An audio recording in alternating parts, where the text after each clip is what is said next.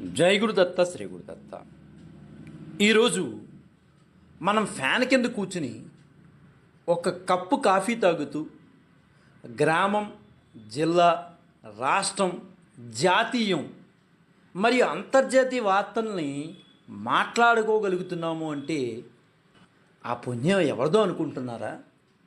మరి ఎవరిది కాదండి, మన వార్తాపత్రికలు మరియు ప్రసార మాధ్యమాలదే అని గుర్తించండి. వీటికి ఉన్న గొప్ప విశేషం ఏంటంటే, గ్రామం దగ్గర నుంచి ప్రపంచంలో ఎక్కడ వరకు ఉన్న వ్యక్తులు ఎక్కడున్నా సరే ఆ వ్యక్తులకు ఒకే జ్ఞానాన్ని అందిస్తాయి. అయితే ఆ జ్ఞానమును పుచ్చుకునే తెలివితేటలు మాత్రం ఆ వ్యక్తి మీద మాత్రమే ఆధారపడి ఉంటాయి. ఇంత జ్ఞానాన్ని అందించే వారికి ఆ వార్తను యథార్థంగా ఎవరి ఒత్తిళ్ళకి లొంగకుండా, అభూత కల్పనలు చేయకుండా మనకు అందించే స్వేచ్ఛ ఉండాలి. అందుకు గాను మన ఐక్యరాజ్య సమితి వారు మే 3వ తేదీని వరల్డ్ ప్రెస్ ఫ్రీడమ్ డేగా గుర్తించారు.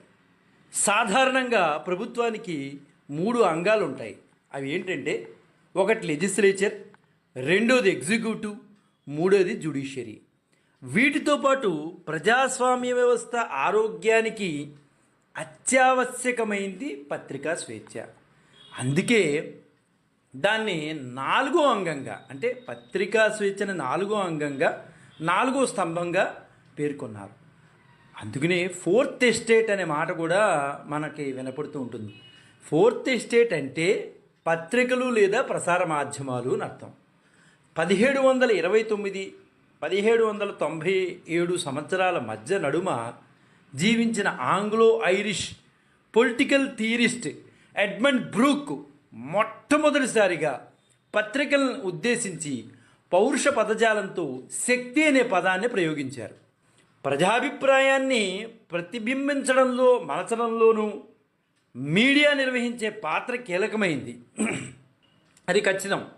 మీడియా శక్తివంతమైంది అనడానికి దాని మీద జరిగే దాడులే దాఖలాలు. అనేక దేశాల్లో మీడియా మీద ఇంకా ఆంక్షలు ఉన్నాయి.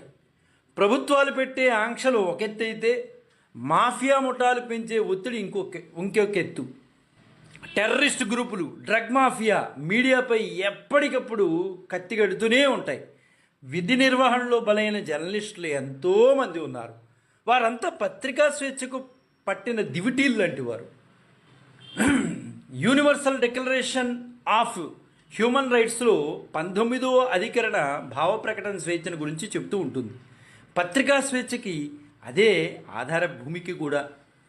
1993 సంవత్సరంలో ఐక్యరాజ్య సమితి ఈ మానవ హక్కుల ఉద్ఘోషణ చేసింది. అంతకు 2 ఏళ్ల ముందు, అంటే 1991 సంవత్సరంలో ఆఫ్రికన్ జర్నలిస్టులు ఏప్రిల్ 29 నుండి మే వరకు నమీబియాలో విడ్హాక్లో ఒక సమావేశం జరిపి పత్రికా స్వేచ్ఛపై ఒక కీలక ప్రకటన చేశారు. ఆఫ్రికాలోని అనేక దేశాల్లో సెన్సార్షిప్ అనేది ఉండేది. పత్రికా స్వేచ్ఛ మీద ఆంక్షలు ఉండేవి. వాటికి నిరసనగా ఆఫ్రికన్ జర్నలిస్టులు ప్రకటన చేసిన మే 3 నాడే పత్రికా స్వేచ్ఛ దినోత్సవం జరపాలని ఐక్యరాజ్య సమితి నిర్ణయించింది. అప్పటి నుండి, అంటే 1993 సంవత్సరం నుండి ప్రతి ఏటా మే 3న వరల్డ్ ప్రెస్ ఫ్రీడమ్ డే జరుపుకుంటున్నారు. ఈ సందర్భంగా యునెస్కో 1997 నుండి ఏటా మే 3 నాడే ఇది జరుపుకోవాలని నిర్ణయించింది. గుల్లెర్ మొకేనో వరల్డ్ ప్రెస్ ఫ్రీడమ్ అవార్డును ప్రదానం చేస్తూ వస్తోంది. ప్రమాదం అంచుల్లో సైతం నిర్భయంగా వ్యవహరిస్తూ పత్రికా స్వేచ్ఛకు ప్రతీకగా నిలిచిన జర్నలిస్టుకు ఈ అవార్డు ప్రదానం చేస్తారు. ఈ అవార్డు కింద $25,000 నగదును బహుమతి కూడా ఇస్తారు. గుల్లెర్ మొకేనో ఒక కొలంబియన్ న్యూస్ పేపర్కి ఎడిటర్గా ఉండేవారు ఆయన. అయితే కేనో తన వ్రాతల్లో డ్రగ్ మాఫియా గురించి రాయటం జరిగింది. వారి కన్నెరకు గురి అయ్యారు ఆయన. 1986 డిసెంబర్ 15న ఆయన దారుణంగా తన న్యూస్ పేపర్ ఆఫీస్ ఎదుటే హత్య చేయబడ్డారు. ఆయన బలిదానం పత్రికా స్వేచ్ఛకి స్ఫూర్తి అయింది. పత్రికా ప్రపంచ పత్రికా స్వేచ్ఛ సూచీకి 2020 సంవత్సరంలో చూసినట్లయితే భారతదేశం 142వ స్థానంలో ఉంది. అంటే ఇప్పుడు గుర్తుపెట్టుకోండి, మన స్వేచ్ఛ అంటే పత్రికల యొక్క స్వేచ్ఛ ఏ స్థానంలో ఉందో అనేది సుస్పష్టంగా మనకు తెలుస్తోంది. 142వ స్థానంలో ప్రపంచ పత్రికా స్వేచ్ఛ సూచీని చూసినట్లయితే మనకు కనిపిస్తోంది. అంటే పత్రికా స్వేచ్ఛ అతి తక్కువగా ఉందనే మనకు తెలుస్తోంది. పత్రికా రంగంలో మరో లోపం ఎల్లో జర్నలిజం. దీన్ని నివారించిన రోజున ఆ స్థానాన్ని కూడా మంచి స్థానంలోకి వెళ్ళేటటువంటి అవకాశాలు కూడా ఉండవచ్చు. పత్రిక మీడియా స్వేచ్ఛగా వివరిస్తే నిజానికి ప్రజాస్వామ్యం పరిడవిల్లిస్తుంది. పత్రికా రంగాన్ని గుర్తించేందుకు ఐక్యరాజ్య సమితి మే 3న అంతర్జాతీయ పత్రికా స్వేచ్ఛ దినోత్సవంగా ప్రకటించిన విషయం మన అందరికీ తెలిసిన విషయమే. కానీ వ్యక్తులు తమ భావాలను ఇతరులను తెలియజేయడానికి, ఇతరుల భావాలను తాము తెలుసుకోవడానికి పత్రికా స్వేచ్ఛ అనేది అత్యంత అవసరం. భావ వ్యక్తీకరణ సాధనాలుగా రేడియో, టీవీ, సినిమా, వార్తాపత్రికలు, కరపత్రాలు, సభలు, వేదికలు, వెబ్సైట్లు మొదలగునగా చెప్పవచ్చు. సమాజంలో సామాజిక, ఆర్థిక, రాజకీయ మార్పుకు పత్రికా స్వేచ్ఛ అనేది అత్యంత అవసరమైంది.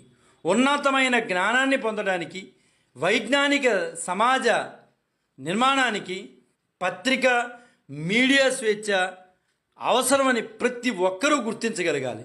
ఒక పేపర్ చదివి మన పక్కన పడేస్తాం, కానీ ఆ వార్తను సేకరించడానికి వారు ఎంత కష్టించి వారి ప్రాణాలను కూడా పణంగా పెట్టి సేకరిస్తారు.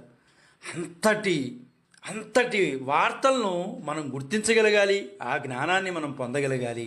అంతటి మీడియా మిత్రులకు, అంత సేకరించిన మీడియా మిత్రులకు కనీసం ఈ రోజునైనా మనం కృతజ్ఞతలు చెప్పడం మన కర్తవ్యంగా భావిద్దాం.